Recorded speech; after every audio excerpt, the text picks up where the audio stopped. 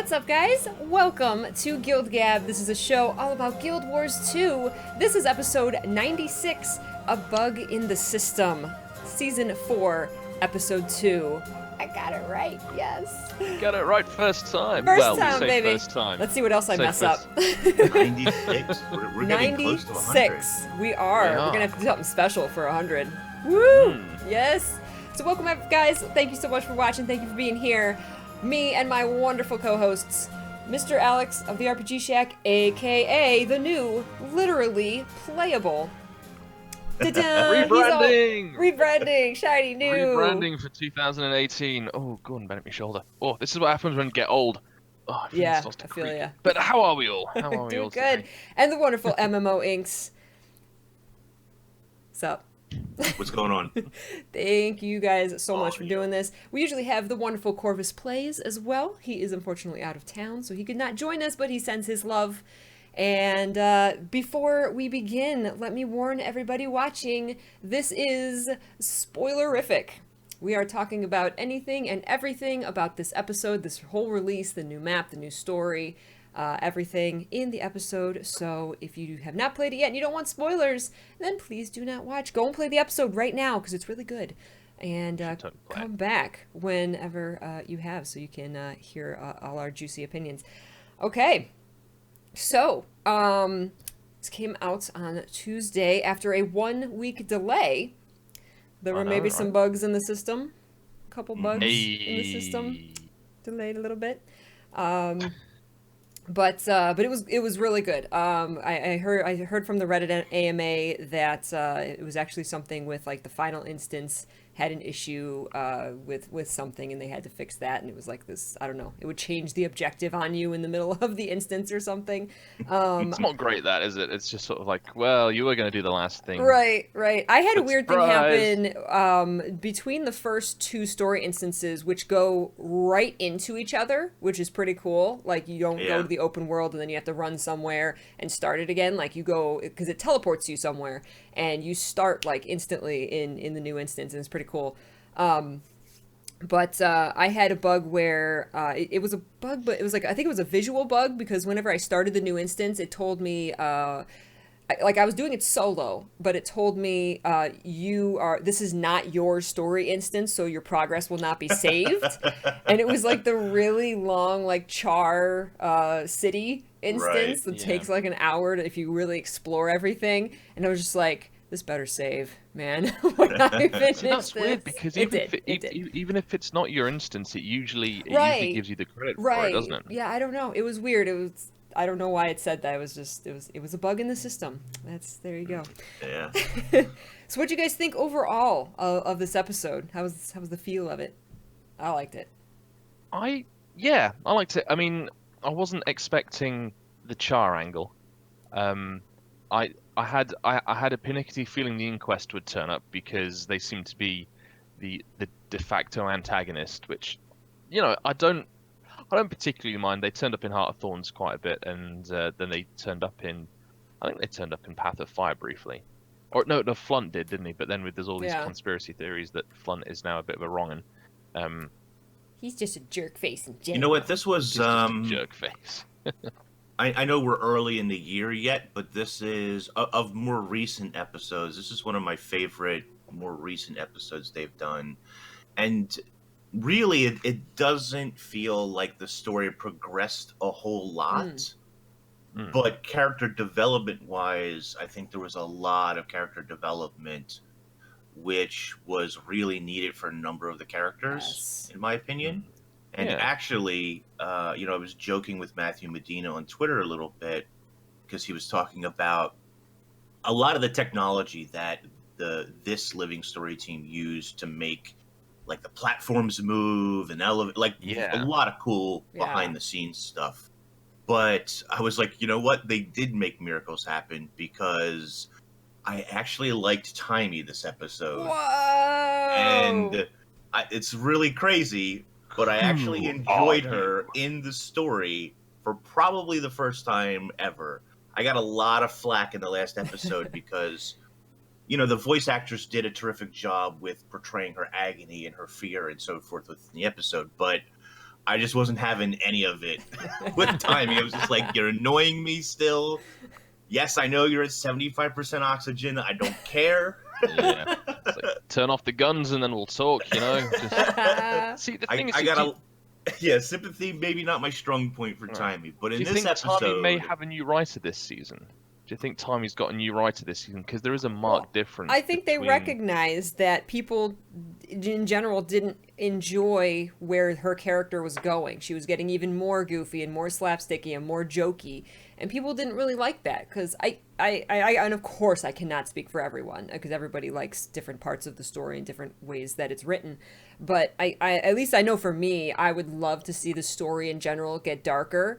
I would love to see the characters get more serious. And I think this episode was, even though, like you said, the story wasn't super progressed, but the whole thing took a much darker turn. I could see this being a little bit of a turning point in, like, we're going to start taking the story into this little bit, like, deeper, darker place. And that starts by toning down some of these happy-go-lucky characters.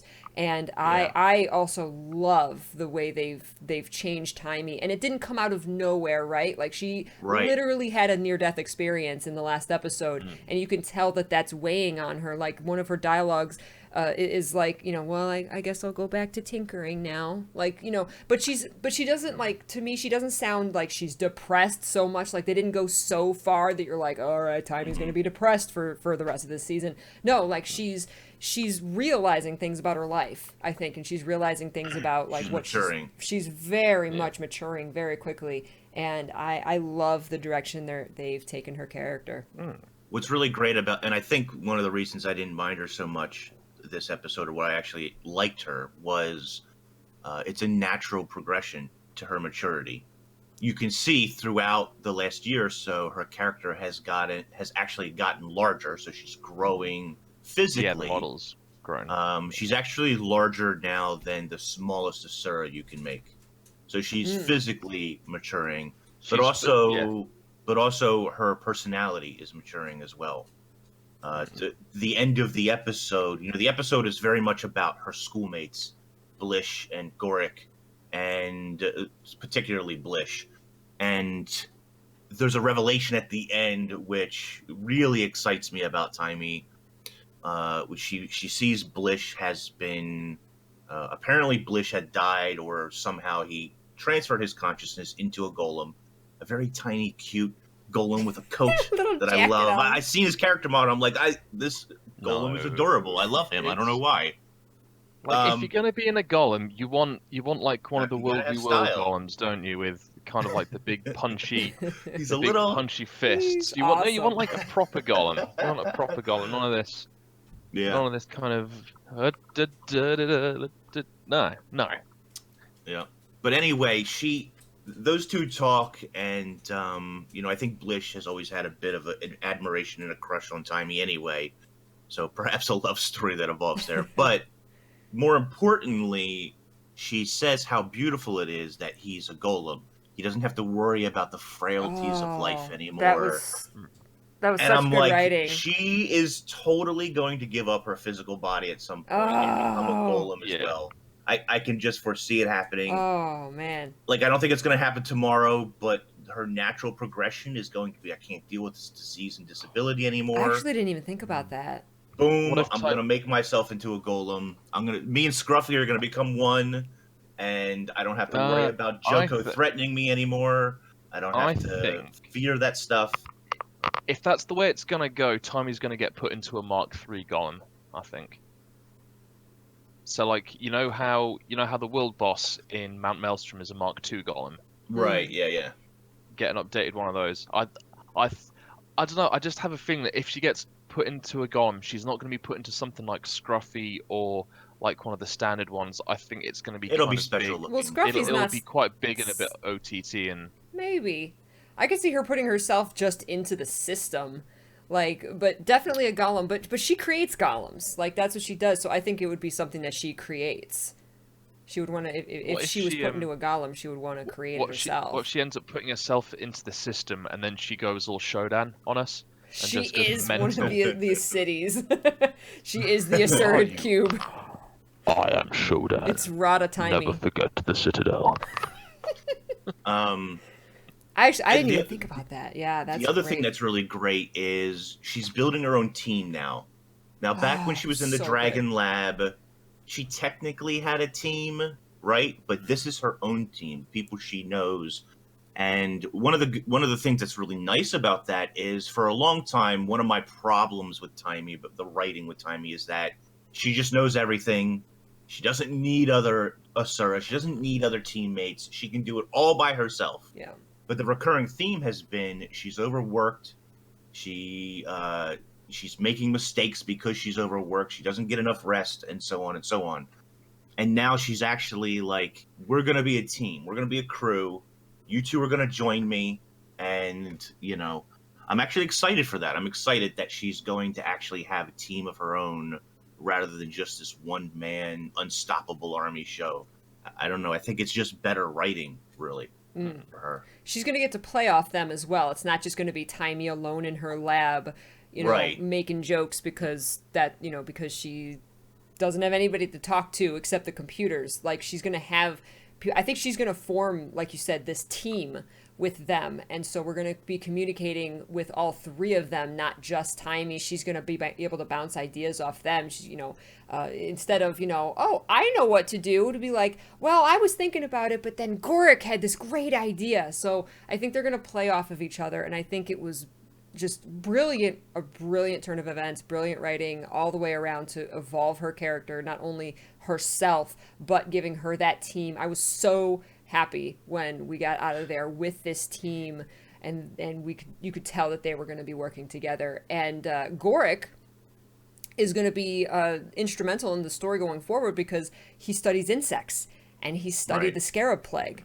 and that's going to be absolutely crucial. So, because Joko has the scarab plague now, which I was a tiny bit confused when we saw Joko, and I know we're all like jumping to the final instance, but that's like the real exciting stuff, right?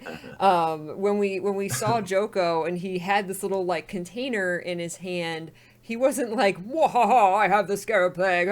He was just like, he was taunting us with Lonai, and like then he just kind of pieced out through the portal, and we're just kind of like, Joko, no. And it wasn't until like I was like, did he have the scarab plague? Did he release it? Like, I was a little confused until I went and read. It's like, no, he made off with the plague, and he could release it on the world at any time. So if you were going to release the scarab plague, where would you release it?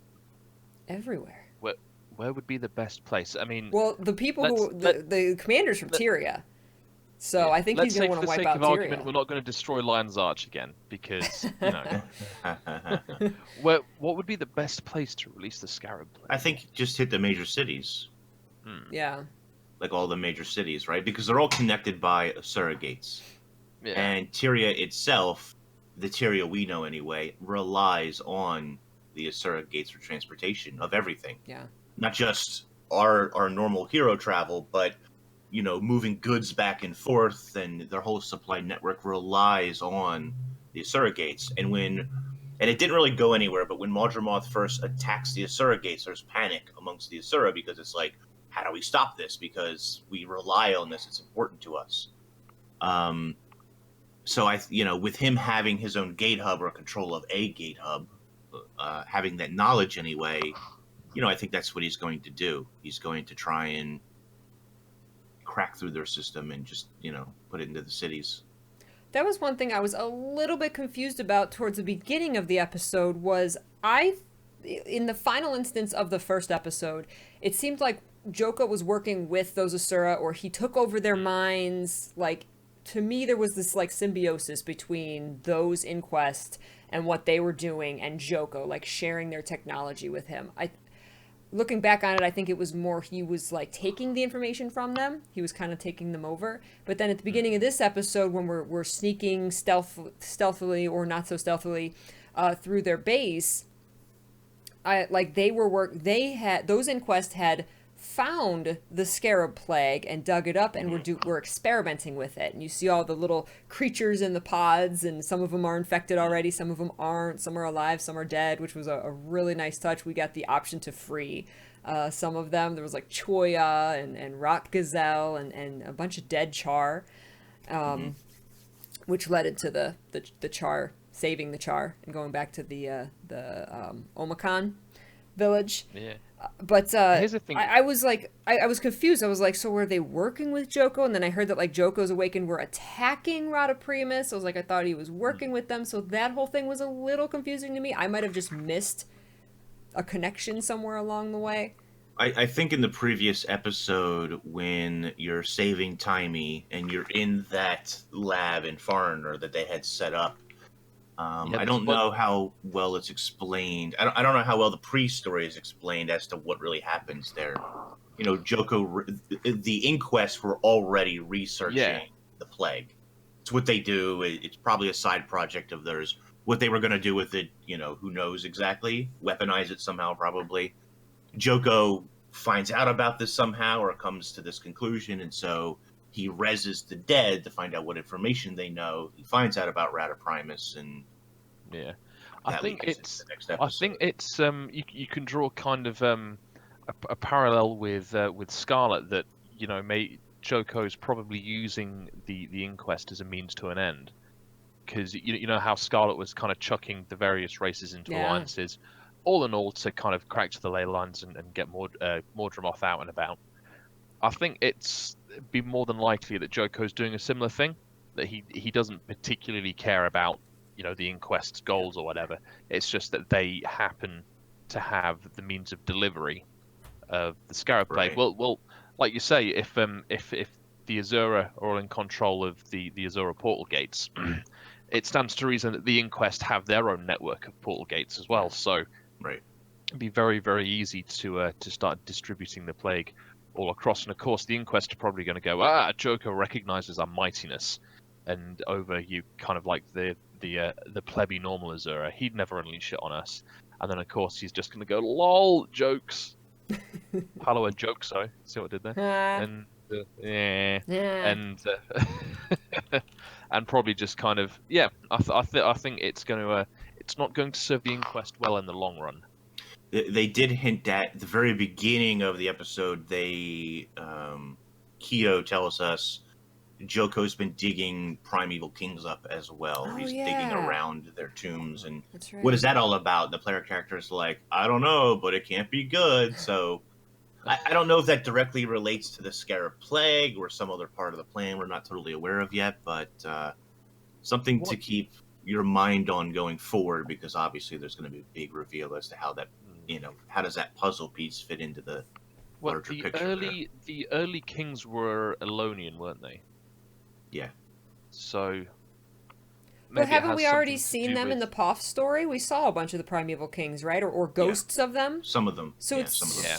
strange to me that they would use those characters again. I don't know. I mean, unless it's part of a bigger evil, I can only think of like he's digging them up and he's using them as like champions or something. That's the point. The Scarab Plague did start during the time of the Primeval Kings, because it started at the end of their reign. Yeah, it started. Two queens. as Rish says, with the two sisters. Yep. And then unless they're the key to activating it or something, because you would think if he has it, he would just release it. Like, why would he not just boom release it? Like we saw it with it in his hand. Of course, in the final instance, we shut down the Asura gates that were transporting his awakened armies into Tyria, which was the last current event. So I really liked that link between, you know, hey, this current event started, and so now in this episode we kind of like we stopped that from happening, even though it's probably still going to be happening because it's technically in the past, or however that works. But yeah, we shut down those Asura gates, and that's what concerns me is. And I hope they continue with this, because I love the lore when they go into the lore that's kind of like the foundation of what we know. Things like the Eternal Alchemy, when they go into that, or the Pale Tree and the origin of the Sylvari. You know, when they shake up what we know, and it's like, you know, introduce something new or tell us, that's not what you knew. And the surrogates in the first episode really intrigued me because the inquest, Timey said, this is new technology that they are experimenting with these surrogates that you can program to have an end portal anywhere. And in this episode, we saw the surrogates where you could program it to go to like a certain other surrogate, and we kind of said, well, we can't get into AuroraPeachy, so take us to the closest one. And that's where it took us to, like, it took us to the Sandswept Isles. Right, it had a directory. So we're seeing some new surrogate technology, and even though we destroyed the surrogates that Joko was specifically using to send his Awakened, I hope they continue with that, because that's exciting to me. It's like, we're going to shake up what you know about surrogates. I would love to see that explored more. It'd be very easy to use against Amnoon and some of the other the Highlands as well. Mm-hmm. It'd be very easy to use against that and just kind of consolidate your power. That was another thing I loved, is that the first instance in that base underground that we were sneaking through took place underneath a POF map. It wasn't like, oh, we're just going to do it exclusively in this new zone that is released. It took place underneath the Desert Highlands, which was so cool. When I realized where we were, I was like, this was here the whole time and we didn't know. We were running around on top of it. I loved that. Loved it. But yeah, what did you guys think about the I mean, obviously, because there are a number of directions that I think we all would like to see the story going. But I mean, how do you guys feel about the fact that the main supporting cast was the Omlacan? Olmacan, I believe. Yeah. How do you guys feel about that? Like, kind of suddenly having a Char faction that didn't return north. Loved it. Yeah. Loved it. Yes, especially because it developed Rox's character. Rox's fascination with them, because she doesn't have a warband.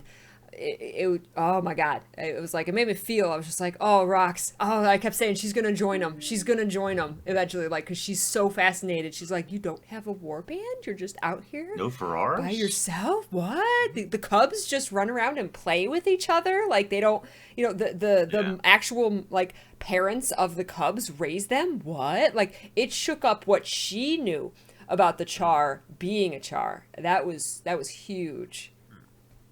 Yeah, and Bram even makes a comment towards the end of the story on how Rox is, in fact, I forget his exact line, but more or less she's infatuated with these. She's spending a lot of time with them and not time with Bram anymore. And I think... Aww, he had his chance. He had his chance to make a really weird flash fic happen, but no. I actually really like that, because, as Peachy is saying, Rox has never felt... Ever since she's lost her warband, she's never felt like she's belonged. She has a moment very early on where she admits that she's a Gladium, but she says it with such hesitation because she knows how normal Char react to Gladiums, right? They treat them a particular not-so-nice way. And these Char, the Olmacan, are just like, whatever, it's cool. My mother says that a Char without a tribe is just a Char who hasn't found home yet, or whatever the saying is, right? Oh. And Rox is like, I like that. I'm looking for a home. It just so happens. I think this is going to work out. I love it. I think that Rox is going to really... It adds a lot of character development to her, which she was really lacking.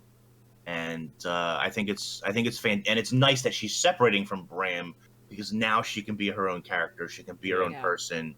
And those two don't need to be attached at the hip all the time, which allows Bram to grow as well, which is needed, obviously. Yeah, that's a good point, actually. Just what you were saying there about how they've always been connected, because from the off they have been together, haven't they? Yeah. Like the two very first living story missions were Nalani. Was it Nalani Academy, or it was the training ground where you find Rox and Frostbite, and the one Fiddler. Oh, Kitty's in trouble. Hey. Uh-oh, super trouble. You know what you did. Yeah. Pesky char. But yeah, they were both. Sorry about that. They were both introduced at the same time. In was it Cragstead? Was it Yeah. the village that you kind of had to run round and kind of try and save? And but yeah, since then they've always kind of been intertwined, and it's been a bit weird, their relationship, that they've almost got that kind of will they won't they thing going on, a little bit Ross and Rachel, even though it's a little bit weird. I mean, It's- I think they're more brother and sister than I anything think else. I think eventually that was kind of clarified, but there was a while where there was You, some sort of you kind thought of there was romantic undertones, subtle perhaps? kind of thing going on there. But yeah, for a second, I can see that. Yeah, yeah, but yeah, I think what Ink said. I think it's more of a brother sister like love hate. Like certainly they, now, you yeah. could tell that they're real, that they're like best friends, but they still like they have they go at odds with each other sometimes, and even like Rox was making a lot of fun of Bram, and we saw more of that last episode too. Like people really after season 3, really soured on Bram, and so the writing is doing a lot to like poke fun at him. So Rox poked a lot of fun at him in this episode, and she's just like flat out laughs at him at one point. Yeah. And like Yeah. even the commander's like, I'm gonna tug on your chain if you try and get away or whatever. And Yeah. so I hope we see an evolution in Bram the same as we did in Timey. Where they really bring his character back around and kind of redeem him and make him lovable again, because I think they succeeded with Timey. And I know a lot of people still, I can see it even in chat, a lot of people still dislike Bram, Yeah. but without getting too far away from Rox just yet, Bram's seen some serious character development as well in this episode. He actually makes a really fun comment too. When you first get to the village after you talk to the elders, Rox is off talking about the Farrar. When you go to Bram, he's like, "What do you eat around here?" And the Char explains, we do whatever we have to do in order to get food. We farm, we have animals, we fish, we do whatever. And Bram is like, that sounds a lot like the Norn. You know what I mean? Like he has instant respect for, or some level of respect for the Omakhan, because how they interact with nature and how they respect every part of whatever, and I think that's going to go a long way when Rox's character develops later and says, "Look, I'm going to stay here for a while. I'm going to stay with the Omakhan for a while." Yeah. And I think towards the end of the episode, I think Bram's already ready to accept that, because he's like, she's spending a lot of time with them. I don't know what's going on. But I think he's preparing himself for the fact that Rox is going to take some time to be Rox, Yeah. And I can't wait for that, because she needs that development. Oh yeah. Yeah. I certainly did warm a bit more to Bram in this episode, because at the end of Daybreak, when he pops in through the ceiling, I think we talked about. I think I mentioned this when we did the GuildGab for that, and he comes busting through, and we just heard everyone on chat just go, "Oh." I loved it. I but loved apparently it. I loved it. Me and admittedly. Peachy were the only ones. I 'cause know, the only two who loved that moment. I was like, okay, it's he needed to get back into the storyline. They've got to start pushing the Dragon's Watch thing. Destiny's Edge is over and done with. Like, I think that thinking about it, it's been quite a good. One thing that's I think has actually been done very, very well, even though at times it's been a bit jolty, is the transition away from Destiny's Edge to Dragon's Watch. That when we started the game, back when launched, it was all about Logan and Kaith and Air and what's the chops, Zoja and Ritlock, and as we've kind of moved through the story, at sort of once. And I think that Heart of Thorns was kind of a turning point for it. We sort of got Ritlock in sort of like a main-ish role, what with all the Revenant stuff. But aside from that, once Air bought it, and Logan and Zoja were kind of reduced to kind of being rescued, it was all of those secondary, up to that point, all those secondary characters that started to take the lead. So Brahm was, out for vengeance, and was Canuck there? Maybe, I can't remember. But Marjorie and Cass were getting involved, and then especially with Path of Fire and as season 3's played out, and of course Timey as well. And as season 3's kind of played out before Path of Fire and then into Path of Fire, we saw that continuation change. What with the creation of Dragon's Watch, and kind of the retirement of the Destiny's Edge, and what with we finally saw Logan's romance arc get resolved. So, it's been kind of cool that the original cast of characters have now kind of fallen back, and I hope that if they're going to continue pushing that, they continue to flesh out Brahm and Rox and Canuck and Timey. Yeah, sure. I And think every they now are. and again, yeah, absolutely. But it needs to continue to. Yeah. So, when people talk about like Ritlock or Logan, excluding the Queen Jenna jokes, that you want the player base to be talking about Dragon's Watch the same way that they were talking about Destiny's Edge at the beginning of the game. You don't want them to be these characters that you just kind of put up with. You actually want those characters to be important, because like everyone loved Kaith. Kaith was great, and I think everyone had an affinity for Zoja because she was Snaf's protege. But now, the way that Timey was introduced was a bit kind of jarring to me. But She the shows up one day. yeah, she's like, "Yo, hey, Commander, I've got all the answers I've got all the answers for the now." next It's like, "You 2 don't want them? seasons. Tough, here they are." Yeah, but since I was replaying season 2 not that long ago, and like Timey is just obnoxious in it, like really really dislike her character there.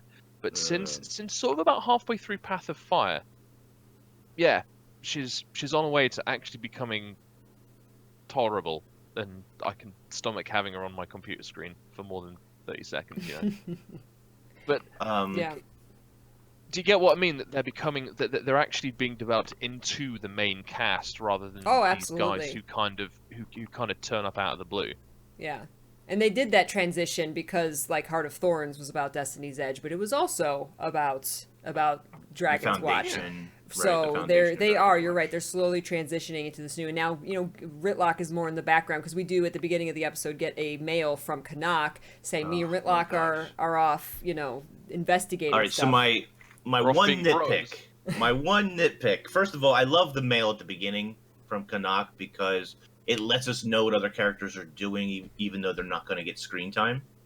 And they gave us a little bit of and I kind of like the letter. They give us a little bit of that with Jory and Kaz, who I'm pretty sure are going to be the main characters for episode 3. It's going to be Jory and Kaz. I hope so. The Yeah. stars. Jory's been gone for a while. And Kralkatorrik will be involved, and we can talk about that in a minute. But the letter was awesome. I get the letter, I read it, I'm excited. The thing that really sort of it's a nitpick, okay, guys? So just bear with me.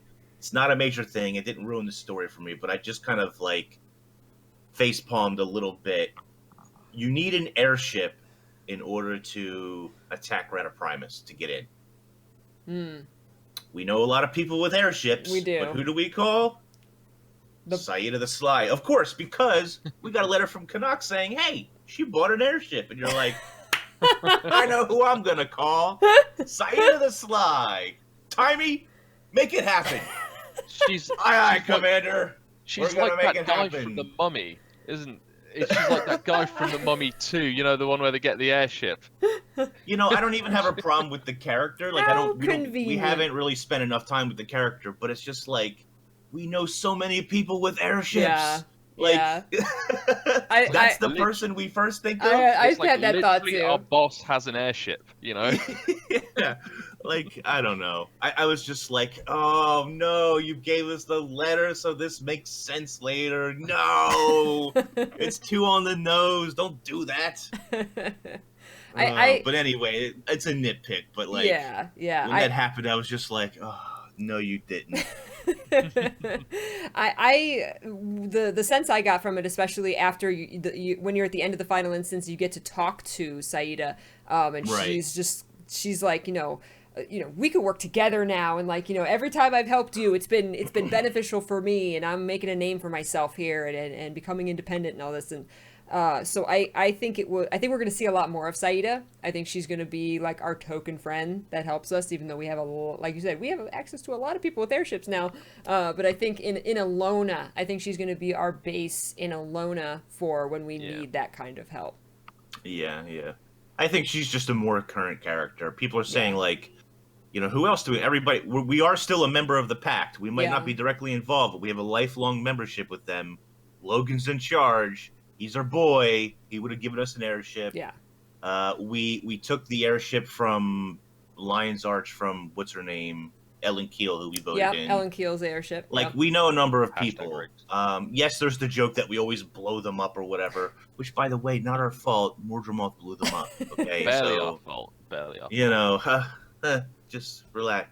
But anyway, I understand why Saida the Sly. I just think it could have been, I don't know, introduced a little bit better. The getting the letter and like a half hour later, it's like, I know who to call. Like it was too on the nose for me. And was it just me, but were there just Star Wars references everywhere in this episode? Yeah. Not a bad thing, by the way, but well, first of all, okay, you're gonna get in decoy and you're gonna chain up the two people, Rox and Bram. I mean, it's like chaining up Chewbacca and going into Jabba's palace. Yeah, that's the first thing I thought of. I had a lot of feel of other games, which I love when I get that feel. Like when I was in the we were going into the Inquest base and we were infiltrating, we're trying to figure out where to go, and the puzzles and the ley lines where you have to like jump into the ley line and float up and across, like super Zelda vibes, super Zelda temple vibes. There was the portals, of course, the one puzzle in the open world with the portals going in and out. So obviously, big reference to that. And then the entire episode gave me Horizon Zero Dawn vibes, which is like I said, all of those very good things. Very good things. So taking those little ideas from other games, I love it. Atomic Samurai hit it right on. I was wondering where the Ewoks were. You got to shut down the shield generators so that you can come in. Red Leader standing by. We're coming in with our airship. We're gonna attack them. We're gonna do our attack run. Like there was just like a lot. And don't get me, it's not a bad thing at all. I'm not criticizing it, but I was just like, oh my God, this is Star Wars. There was 3 or 4 moments where I'm like, oh, I see what you're doing there. I get it. There was someone else pointed out, I totally didn't get it because I've never read the book, but there was like a book reference or something where you and Bram are standing on the island with the lone tree or whatever. So, I mean, those things are always fun to people when they can point them out and understand like a pop culture reference or whatever it is. But people are saying the Olmecon are the Ewoks, dude. Oh, the Ewoks. Yeah, like the Olmecon are the Ewoks, except bigger and kind of cooler. But anyway. They looked amazing, by the way. I did more like going up close and looking at NPCs and how they were designed and their new armor and their weapons and stuff that I have in a long time. Basically since Path of Fire came out, because I was very impressed with all of the new clothing and the new hairstyles and stuff. These Char looked great. They truly looked like tribal Char outside of Char society. Like they did a phenomenal job with that.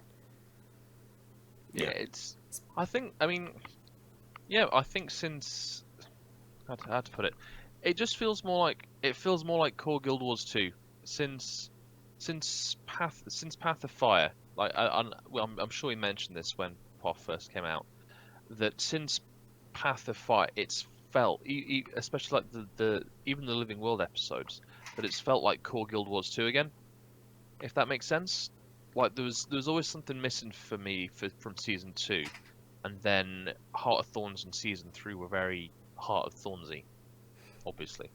But Path of Fire and its Living World episodes just feel like proper Guild Wars 2 again. I mean, the like you were saying, the attention to detail, the increase in the texture resolutions on the armors and the weapons, just like little bits of attention that were missing from Heart of Thorns and were missing from some of the Living World bit, like the little kind of snippets of conversation from NPCs, and just like some of the odd random items lying around that don't aren't important to the story and you can't interact with them or whatever, but they're there, and it just adds that kind of immersive flavor, you know? Oh, absolutely. Oh, there's tons of it. There's tons of it in this episode too.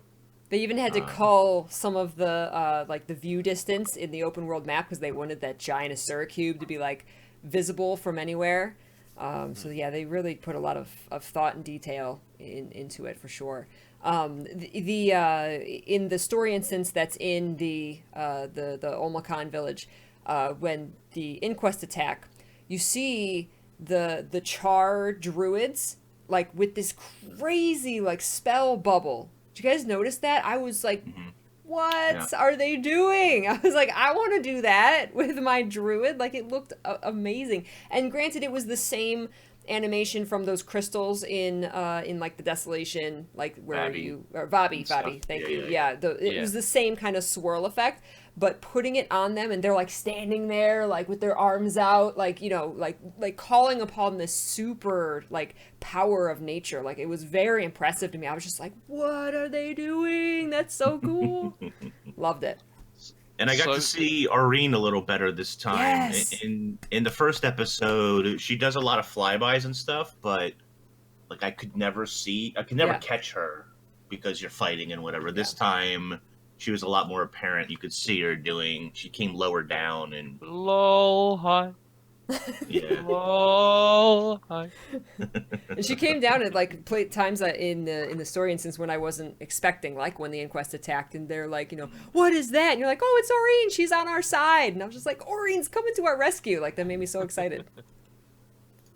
I love how it's just like, I guess because she's a dragon, so expression is not like. Yeah. I guess it's hard to do a dragon expression, but you're like telling her, Aurene, we have this problem. And she's just like flies off. Okay. Gives us dragon vision. The dragon sights. Oh, we're flying. Go, Falcor. All right, Timmy, I know what's going to happen now. Oh man, that was good though. I'm glad that they're because in the first episode, and they've made it comments a couple of times where it's like, I hope she's on our side. Oh, I hope Aurene's not evil, and clearly not, because you have like a moment where you can rebond with her, and she's like, oh, here, check this out. Let me share my vision with you. You know what I mean? So I like that. I like that little touch, the little moment. I hope we get more of that. Yeah. Yeah, definitely. In the final instance when we're in AuroraPeachy, all the little papers scattered around. There's like little pictures of Joko like on the walls. There's like writing and Crichton, like so many little details if you wander around that AuroraPeachy. There's a golem like shredding papers. He's like, there's papers flying everywhere. That just cracked me up. I don't know why. I was just like, there was something they did not need to put in there. But it was such like a visual, like, you know, shit's going down, gotta shred the documents. These golems are acting weird. Yeah. I could have done without the constant, like, warning, like, message. Right. Like, every time I tried to, like, read something or you know, like, reading those, the pages that pop up in the window with that new interface. I'm like reading through these paragraphs, and it's just like, please evacuate. And I'm just like, quiet, I'm trying to read. Every 30 seconds. But it added to the atmosphere of like, you know, this place is gonna blow, you know, like time is of the essence, so it kept you in that atmosphere. They dropped at least 2 mentions about Kralkatorrik as well, which is why I think episode 3 is very Kralkatorrik based. Yeah. Where they explain the powers that Kralkatorrik has gained from the other dragons we've killed. So from Mordremoth, Kralkatorrik has gained a hive mind. He or she, they can talk to all of their minions. There's a hive mind between them. And from Zaitan, Kralkatorrik gets the ability, and we've seen this already, but gets the ability to brand and raise dead things. So it doesn't matter that it's been killed or whatever. Kralkatorrik can now just raise it and brand it at the same time. Yeah. Which is pretty interesting.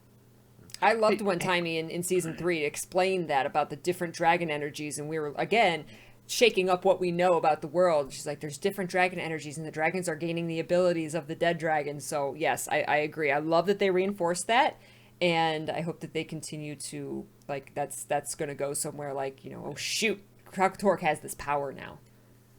Does anyone else get the feeling that the it's just this weird feeling that I have, but it seems like the dragons are starting to become that they almost want to try and make the dragons to become a secondary antagonist.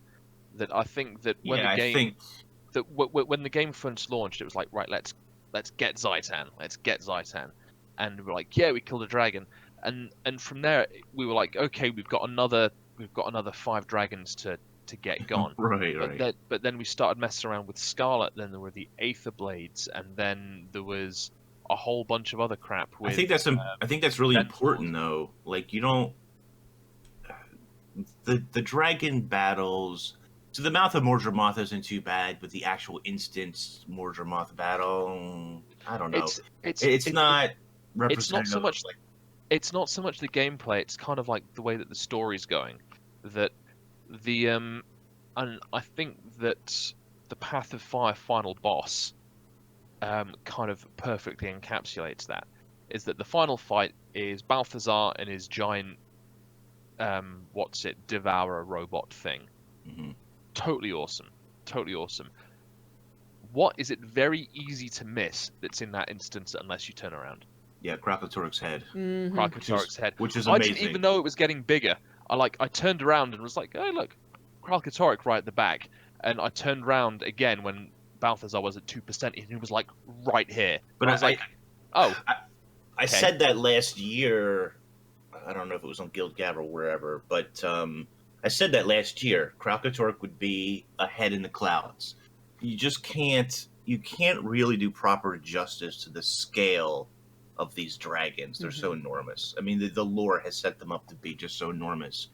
And the story back in season 3 has set us up now that we can't kill them anymore. We shouldn't be killing them.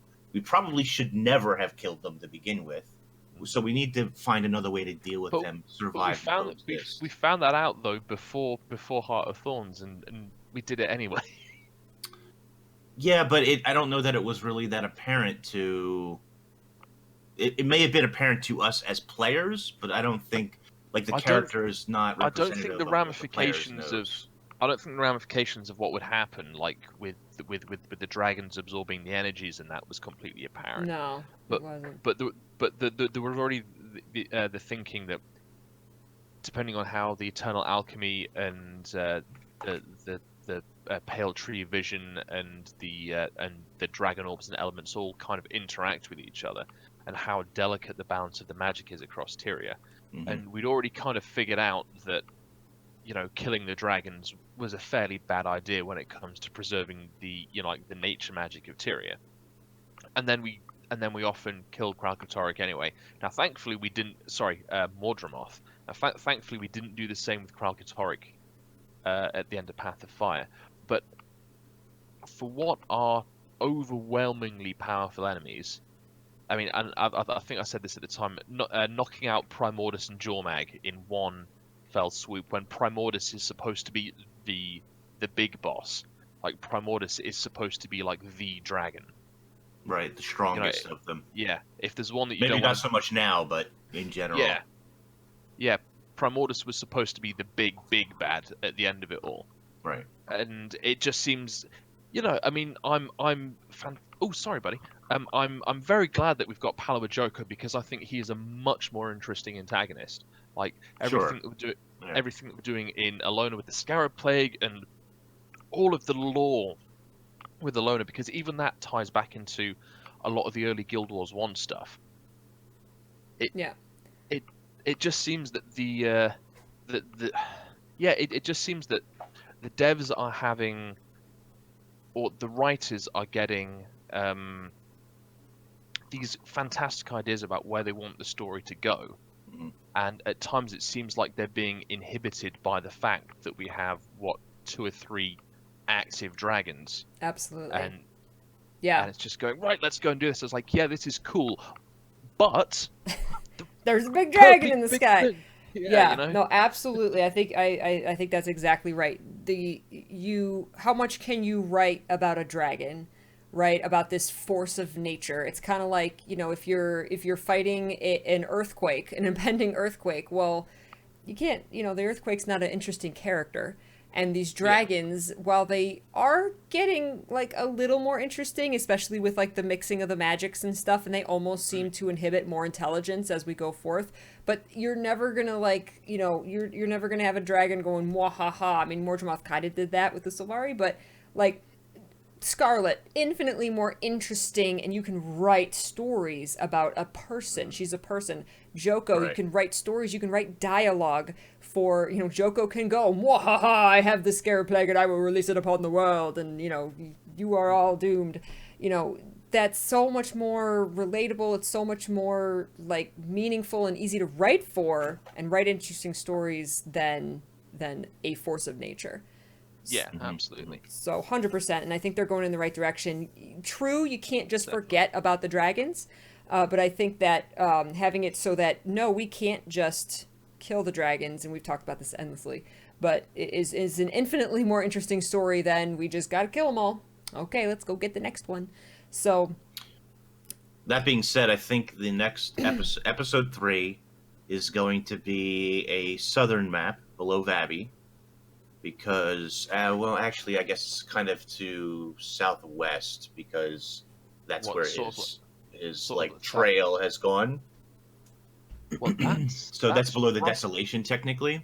But, that's roughly where the old Sunspear Sanctuary is. Is it? So if I'd have to look at that shaman's historical map, but yeah, it's probably maybe not that close, but it's not a million miles away. Either way, the mountain that he's currently sitting on, that Jory and Cass were watching him sit on, like, there's no map there currently. So, pretty sure I think that's where we're going next. Yeah, I'm just gonna check that shaman's Majubari. Gresta made a great point in chat. What if it takes a force of nature to defeat one, like a plague? What if we end up having to use the Scarab Plague to take down a dragon, or somehow fix what we have to fix? I think the end story, at least for Krakatorrik, I don't know about Bubbles and that whole thing. That's a whole other can of worms. But I think that the lore in Path of Fire was that the Forgotten were trying to prep Glint to take Krakatorrik's place. And Glint's offspring, of course, then would do that. Well, first, they tried to just turn Krakatorrik to be good and happy, and it didn't work. So then they tried to get Glint to take its place, but of course that failed and didn't work either. I think eventually our group, is somehow going to perfect Aurene being able to take Krakatorrik's place. Yeah, I think so. No, he's got not Krakatorrik's place. You got to take the place of the ones we've already killed. And that's where I think that was like the best part of Path of Fire to me, was all of that revelation about, no, we have to replace the dragons, and that's what Aurene and Glost was, or whatever his name is. Yeah, we've got to regulate the magic. To be. Exactly, we got to regulate the magic. I absolutely love that. I would like to see like little reminders of that in the story, like they're reminding us that the dragons are mixing their powers. They're reminding us of these little things. Remind us, like, that's huge. Regulating the magic, like, remind us of that. Little sprinkles, like, maybe we should try to talk to Aurene about this. Can Aurene communicate yet? She's an adolescent. Like, does she have the powers like Glint to communicate? I would love to see that, like, remind us that is huge in the story. Like, that is our end goal. Yes, Joko is right here in our face saying, mwahaha, so we got to take care of him. He's the immediate threat. Luckily, conveniently, Krakatorrik's just kind of sitting on the top of a mountain, chilling. But yeah, Yeah. they do remind us that, hey, Kralkatorrik is still a threat, but hey, maybe this is what like Timey and Gorik and Blish are going to kind of continue to work on is researching that together. Of course, Gorik's got the Scarab Plague to worry about because he's the bug man. Bug man. I think at some point too we're gonna touch base with Logan. Tyria gets infected. Logan is now in charge of the Pact, so that could be a cool callback later in the season. Mm-hmm. Yeah, so we could almost have another map in back in what's it, the in Kryda? in Or Kryda just maybe. in Corteria? I think they're going to yeah. stay in Alona. Yeah. Unless they have a really good reason. Maybe like the final episode goes towards where the next expansion is going to go. I think the bulk of the story will be in Alona. There might be little touches in Tyria. And the other thing too is, and of course we need to see perhaps a little improvement here, but the current events will probably continue to take place in Tyria. Mm-hmm. Like we've seen with the original Joko forces. I think that'll get worse, that'll increase or whatever. So I think the current events that we see in between stories will probably take place in Tyria, but the new stories, the bulk of the new stories, will be in different Alonian maps, I think. Yeah, you can't just think of it as a story. You have to think of it as a game and where your player base is going. I think the current events being in Corteria was a great way to get players at least for a week, at least for a little bit, back into Corteria. And of course, you have the festivals. We got Super Adventure Box coming up, so there's always those events and things that are keeping bringing players back into Corteria, and there's always reason to go back, just the way the game's designed. But yeah, I agree with you. I think we're going to keep seeing stuff in Corteria, and I think that's smart to keep the player base going back to those zones. Something real quick I wanted to say about because I really want to give a lot of kudos to everybody involved in making this episode. For me, it really felt like from the story, the mechanics, the way the instances were laid out, it felt to me almost like one long story instance. Probably for the first time in a long time, like because it's usually like you have your story instance and then you got to run around in the world for a bit, and then you have another story instance, and then you got to like master your mastery, and then you got to do the story. It's broken up, and that makes the story feel broken up.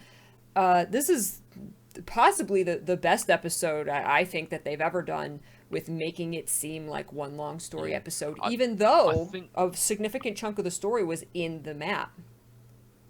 I think a large part of that is there was, I mean, you see it in the map, you see it in the open world anyway. There was a large part of some of the stuff that they were doing with the engine this time round that they were only able to do in instances like moving platforms and that kind of thing. I'm okay with that. Yeah, they did a phenomenal job. Yes, they've managed to move it out into the open world now, and just it's. Yeah, I'm sure we said it before. It's the little things, that platforms that move it, and there's that little boat that sort of does a tour around. I've seen that. I heard about that today. I haven't seen it myself, but the map itself has a lot of little touches, which I guess we should maybe talk a little bit about. But we didn't have to do hearts this time. There was no heart filler.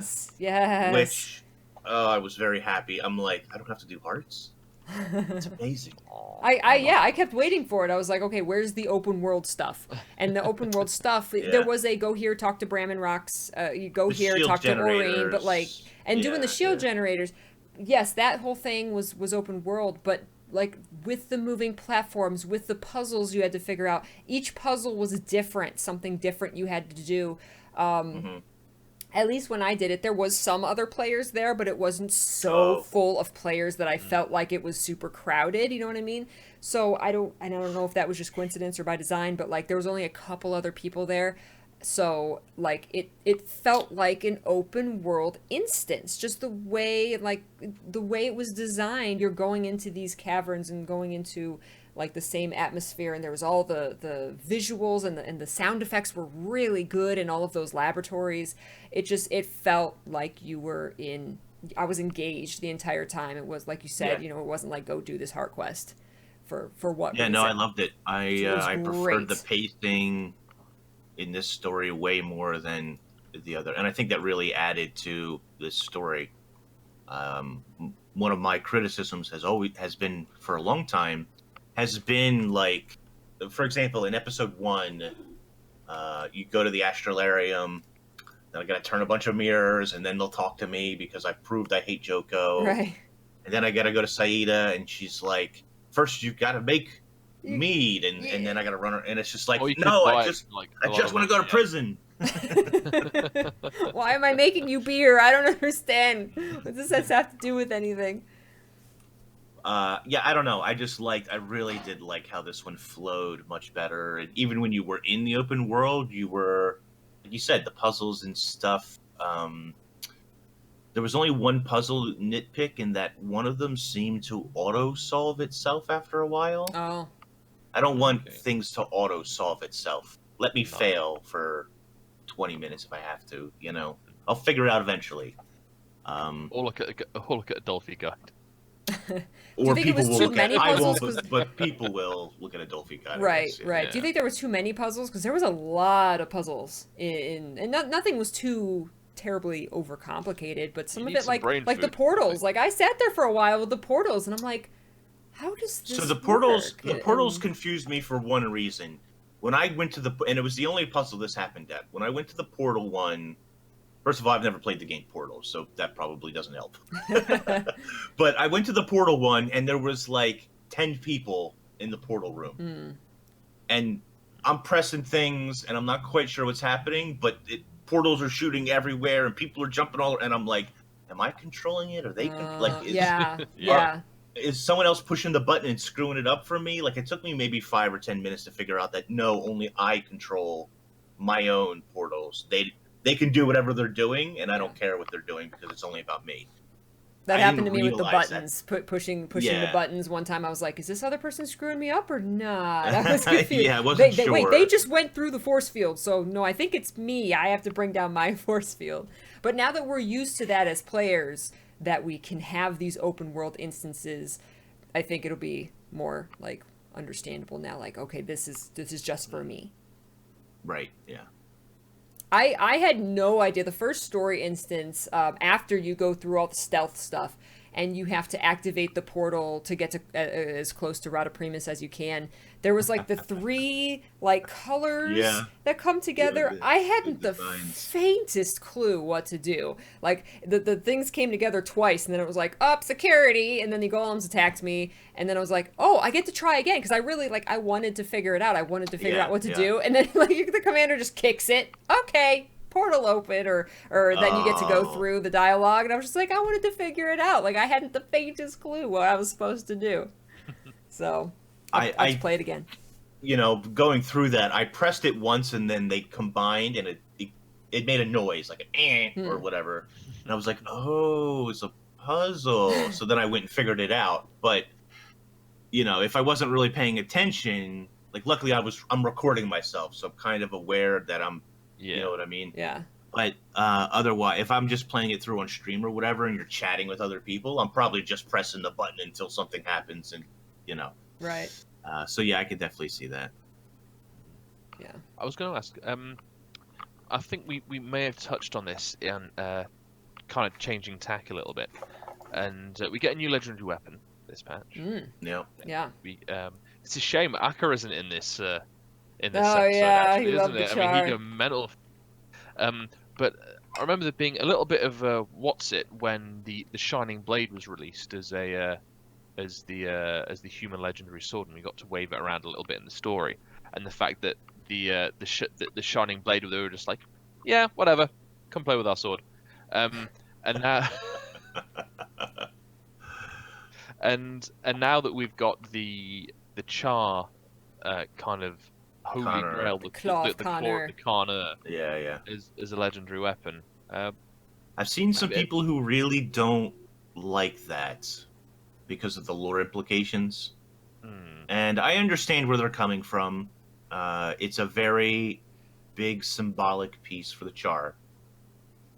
Just sort of like a lot like the sword was, or even the sword that Ritlock holds. So Hothin is sort of important for important for some humans to a certain extent. Yeah. And I understand it's a bit weird watching non-char run around using the legendary when they really shouldn't be doing that necessarily.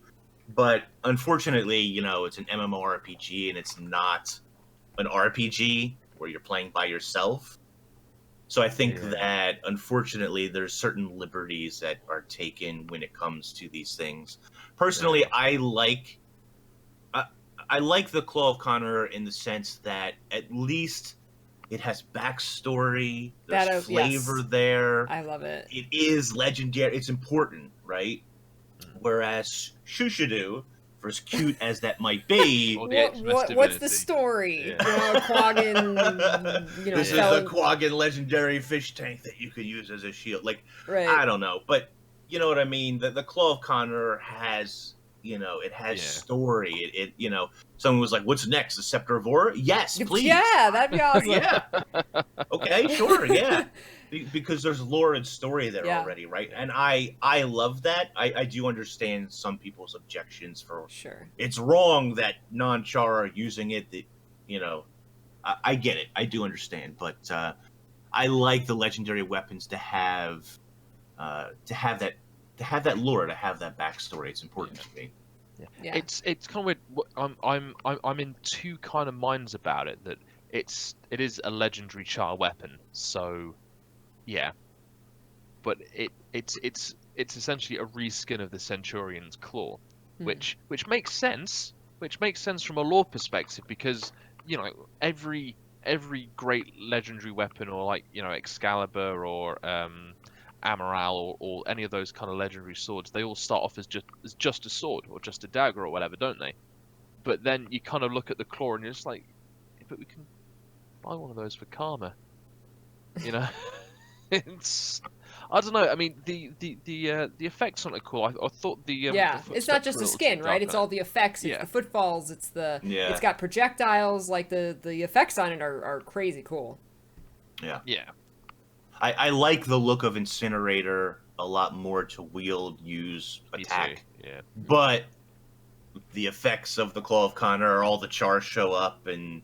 That's really cool. So it's a shame Revenants can't use dagger because then you'd just be running a renegade with a dagger and it'd just be char everywhere. Char everywhere. It'd be amazing. Yeah, I agree with things. I think it's awesome that they bring back these important weapons. Like they've got stories behind them, and I can also understand people don't want to see that, but it's not the Claw of Con-Ur. It's a replica. You don't see everybody running around with a fiery dragon sword. It's not every one of them is not Sahothin. It's a replica, and that is canon that it's a replica, and same with the Shining Blade. Everyone's not running around with the Shining Blade. It's a replica. So expensive replica. It's a very expensive replica. So I mean, yeah. So, but I can understand it, and I'm still infinitely excited to see what the longbow is going to be, and I hope I want to craft it. The longbow, scepter, and greatsword are left, right? Longbow, scepter, and warhorn. Warhorn. Yeah. Warhorn. Oh, good. The one that everyone's excited about. I'm excited about. Hey, no one was excited for the focus, and look what they did. Yeah, the focus was an excellent addition. It really was. It's funny. Like, I'm actually excited for the Warhorn, but probably not a whole lot of people in my camp for the Warhorn excitement. You're just praying that they actually come out with a good Warhorn skin. Well, I don't mind the Warhorn skin we have now, but I'm excited to see what the alternative is, right? Yeah. We'll see. I actually use Warhorn, so that's why I'm excited for the Warhorn. For the sweet buffs. Yeah, sweet buffs. And then we've got Greatsword, which I have no idea what that could be. That's obviously going to be last. Accepted that. I mean, of course, I'm excited for that too, but longbow. And I'm excited for the longbow. I'm excited for an alternate than the flower bow. Not that there's anything wrong with the flower bow, but I'm excited to see what they do with longbow. Mm-hmm. Yeah. I mean, what's weird is that if we hadn't have had the Traherne Memorial current event, I would have expected the greatsword to have been Caladbog. Oh right. Yeah. Right. Yeah, that's true. That's what a lot of people were thinking. Then they just kind of gave it to us. in the current Yeah, event, it's so like, that's here you nice. go, free But ascended then everybody weapon. would be pissed off. Why are Char running around with Cowlitbolg? That doesn't make any sense.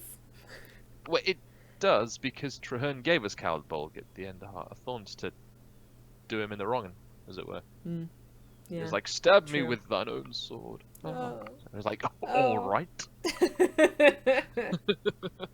You asked for it. No, somebody stop me.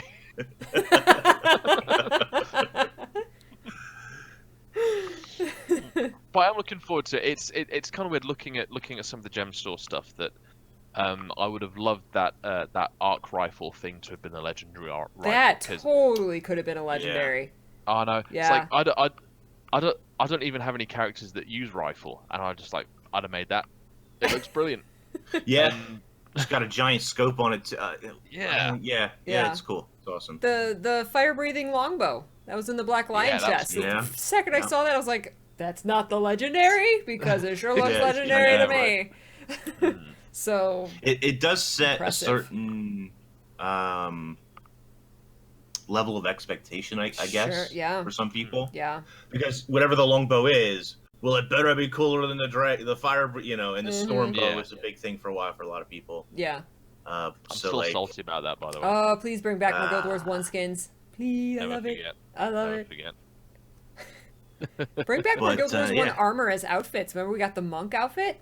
Like they Yeah, we got the monk they didn't outfit, give us but anymore. but then we got the Crichton outfit, we got the Primeval outfit, and then we got what was the light one called that made you look like an idiot? Not that I'm mincing Let's my add words that or one. anything. Yeah, so they have brought back Guild Wars 1 stuff, but Yeah, they have. I'm and just- there's nostalgic. So yeah. I'd buy it. What about the new mounts? Branded mounts pack. Oh god, I want them. Tempting, I want yeah. them. I want them so bad. But no, I can't. It's the principle. For me, I was very, very critical of Mount Gate, the whole RNG mount thing. I guess we should talk about RNG Joko ambushes, but I was very critical of the RNG mount thing, and so now we basically have super special skins for 2K, where you get 5 skins for 2K, or when they first were released, they're 1,600. For me, and I understand some people want them a la carte. My criticism Sure. has always been just sell them a la carte to them. It'll be a little bit more than whatever the bundle deal is, but if that's what if they just want to buy a bunny or they just want to buy a flying pancake, then just let them do that. Personally, me, like if I see the branded collection, for example, and I'm very interested in that, I don't mind so much 1,600 for 5 mounts because I feel like that's a better deal. Yeah. Because if you like one of them, you're gonna like most of them if you like the theme, right? Like the Yeah. Christmas ones. I like the Right, Christmas yeah. ones. I'm like, I'm gonna buy all of them because I love what they I'm a did. little bit more wary personally when it comes to like Winter's Day. I didn't buy. I bought Halloween because they were like the first ones. Yeah, same. I didn't buy Winter's Day because I'm like, I'm only gonna use them during and not everybody's like me. Yeah. But for me, I'm only gonna use them during Winter's Day. So I was like Yeah. tempted, but I Yeah. won't use them enough. Yeah. See, Um, see. This is the thing. It's like I don't know if I buy the pack. I don't know if I'm going to use them because I've got most of the Jackal skins and sod all else, as it turns That's out. my issue.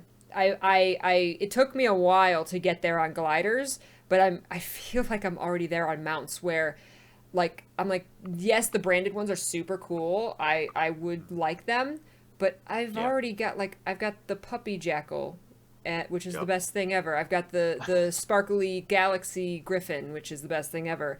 I've got Right. I've already got so many skins that like I don't want to. I don't prefer the Kralkatork ones, the branded ones to those. Like I've already got so many, and like like maybe the Springer. Like I don't really have a Springer skin that I super like, except the Winter's Day one, which does look weird when you're not in Winter's Day. I've got the but- Jackalope, which is quite cool. The Jackalope is very cool. There are some really cool skins that I don't have, but I'm already getting to that point where I'm like, well, there's other ones I like more. So why Right. do I need these Yeah. ones? There isn't a 2K gem skin this time, is there? or if there is a mystery. No, I was very not yet. surprised. I was absolutely expecting, hoping, But we have wishing, one for every praying. mount now, right? We do. have a I was 2K. hoping, wishing, praying that during Lunar New Year they were going to come out with a dog mount A dog. for the jackal. And that was 2,000 gems. I'm sold. Give it to me right now. $25. I have. There's a couple of things I shouldn't give them ideas because I don't want to spend 2K for one mount. But there's a couple of things they could do. Now they released a Griffin, the Lion Griffin. He's very cool looking, Mm-hmm. tempting, but still not for me. If they release a dragon or a wyvern, whatever, they'll probably break my wallet. They'll probably get me to buy it, unfortunately, for Aurene? myself. If they go the Aurene route? Maybe. She's a little small yet. Standing next to Oh, her really? with my character, she's Yeah. her model's Yeah, a she's tiny still bit, sort just a tiny bit. Oh, okay. She needs Yeah, to she's grow a little bit, still stretch her slightly out a too little small. bit. I don't want any- that. I don't want everybody to ride around on an Aurene mount because that's On too Aurene, weird. yeah. It's an yeah. Aurene replica, Peachy. It's not actually Aurene. Just like it's not a legendary weapon, it's just another dragon. It's thing another that blue it's- dragon. But if It's they not a did, dragon, it just so happens to be a Mordremoth glint cross. You know. but if they did some kind of dragon or wyvern skin, then I would Yeah. probably be tempted. Mm. There's not too many other themes that I can think of personally, but I would be very surprised if We'll they see. never came out with some kind of dragon. if there's an SAB pack, Yeah. maybe. Oh, I know. That's only in I know a lot of people will go crazy for that. Yeah. I'm a maybe. We'll see. That's only in think like it's a like- month though. Would they I release think another a SAB pack? pack would break me. I You think think SAB you get the would. SAB pack? I think it would break me. Yeah. Mm. Don't, please. It would for The me. only It would thing I can really think depend of on is what they like- look like. don't. Really. I Big have my frog for the principles. bunny. Don't make me. Oh, if you got a shiny thing. frog instead A of the frog for bunny. the bunny? Yes. Maybe. No, Okay. No. That would be And it's- amazing. And a super bee for the griffin. Ooh! Oh. And the jackal was the bee dog. Okay, that would Yeah. break me. That would I would Yeah, I would buy I'd be that. like, you know what? It's like I have my Except principles, but each one would be 2,000 gems. They wouldn't do that. They would. no. I'm sure they'd look wonderful, but I'd be like, I have a mortgage to pay. I was like, I have to eat sometime this month. You can't have your bee dogs and your Yeah. So when Frog my sprayers. bank manager comes around and goes, "So we noticed you've not given us anything this month." I'll be like, "No, but look, it's a bee dog." Listen, we can work out a payment schedule. You Yeah. can come over Tuesdays and Thursdays to play with B-Dog Yeah. from 6 to 8 for Yeah. 3 months. Do we have a deal? Oh my god. Alex, you haven't bought any of the 2,000 gem skins, right? What would I be the one skin they could make that you would be like sold 2,000 gems? The lion skin has been my favorite so far. The Springer one was like the mountain goat thing. That Yeah, probably Goatalope. pushed me the most, just because the detailing on It it was really good. oh, it was fantastic. Yeah. Easily, I mean, the Raptor one was just mind-bogglingly dumb. It was a well peachy one. designed and well colored, but it was just stupid. It was like no one wants a pink friggin' peacock to jump. Well, I love my Well, pink some people peacock. did because I see them out in the world. I've seen one. I've seen one since it was released, and I saw the player jumping past, and I just went, "Yep, that's exactly as ridiculous looking as I thought it'd be." Yeah. I didn't yeah, buy it. I was gifted it, but I love it. I wouldn't have spent my own money on it.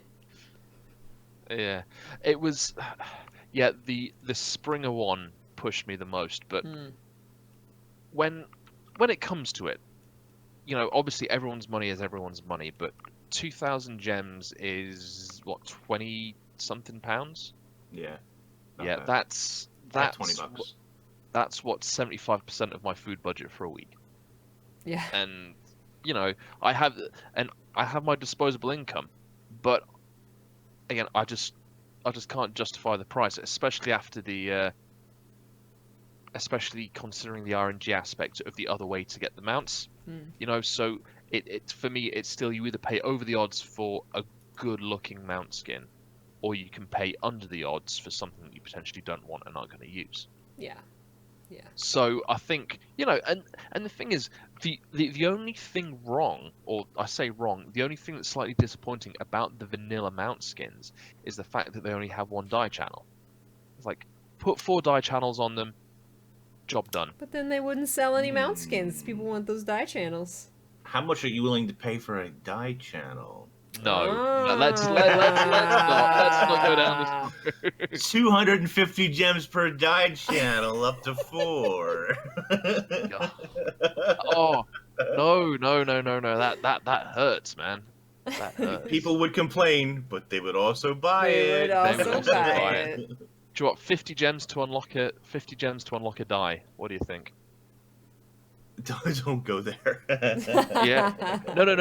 Not like random, but you go into your die list and you click on one of the dies that is padlocked, and it comes up with a little pay 50 gems to unlock this die. It would be way more than 50 gems. Yeah. Maybe Nothing for like is the 50 common gems. ones Yeah. that you could buy for 2 silver on the trading post. Yeah. But you increase it in increments. So for like the common ones is less than the uncommon than the rare, and then the super rare ones. I still want wardrobe slots. So even if I have to pay gems for it, give everybody one for free, and then you can pay gems for another wardrobe slot, and so you can create. It uses transmutation charges, and so you could just switch between visuals. Looks of your character, armor, because then the outfits you can just put on, or even I don't know. I'm still waiting for a tonic tonic tab.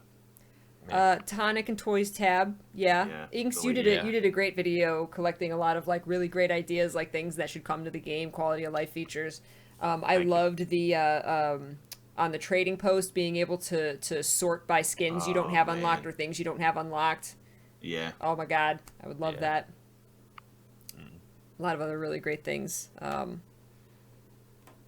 Yeah, Alaska makes a good point. I've seen that one a lot too. Allowing us to have more than 5 guilds. Yeah. Mm-hmm. I mean, especially with World vs. World alliances coming, people are going to want like an alliance guild. A lot of people will want an alliance guild only just for World vs. World, right? So I could see that being pretty important to people. Yeah. I'm loving that this is everybody's problem, yet I have 3 guild slots free. And one of them's a personal guild. One of them's a personal guild, and the other guild is my raiding guild, which broke up. So I'm so lonely. That's his plea. Send him guild invites. Alex, you can join the Peachy party anytime you want.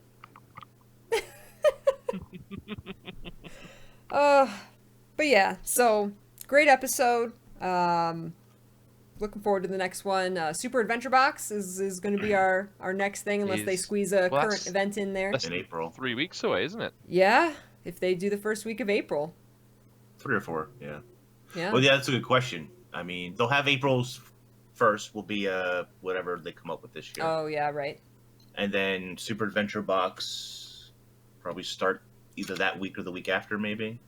Mm-hmm. And then that'll be around for probably 2 weeks-ish or so. Do you think we'll get World 3 this year? No. No, I don't. That'd be great. That'd be great. Yeah, it would be amazing. It really would. But I don't think so. No, me either. Oh well. Yeah. So, I think a lot of those things are, if someone wants to take it on as a personal project, and that's a really big personal project. Big project. Was the Super Adventure Box itself someone's personal project? It was, yeah. It was it originally Josh? With Josh Foreman, Foreman, yeah. Yeah. So. And I think that he had said, now this comment is probably a couple years old at this point, but a couple of years ago, I think he said it would take a natural team. I don't know how many people are in a natural team, but it would take a natural team about 6 months to do World 3 properly. Wow. So, I mean, you're basically saying, let's take a Living World team and make them do SAB for 6 months almost. Yeah. Again, content for 2 weeks a year. It's probably like that comment is probably like almost 2 years, 3 years old at this point. So things might be much different now, but you know. Well, we know that they've streamlined their teams and stuff because I mean the releases, the process is very different now than it was back then. But you know. Yep. So, all right, we are going to wrap up the live show there. We'll do a little bit of a post show, take some direct questions in chats. But thank you guys so much for watching. Thank you for being here live on Twitch. If you're watching on YouTube, go down into the description and check out these guys, please. Follow them on YouTube, follow them on Twitch. Both of them make Guild Wars 2 content on those platforms, so please do so. And if you're here in Twitch chat, I'll also throw those into the Twitch chat. Thank you so much, guys. We will see you whenever the next GuildGab is, for sure when the next episode releases, if not before. So take care, guys, and have fun in game. Bye-bye. Thanks for watching. Bye.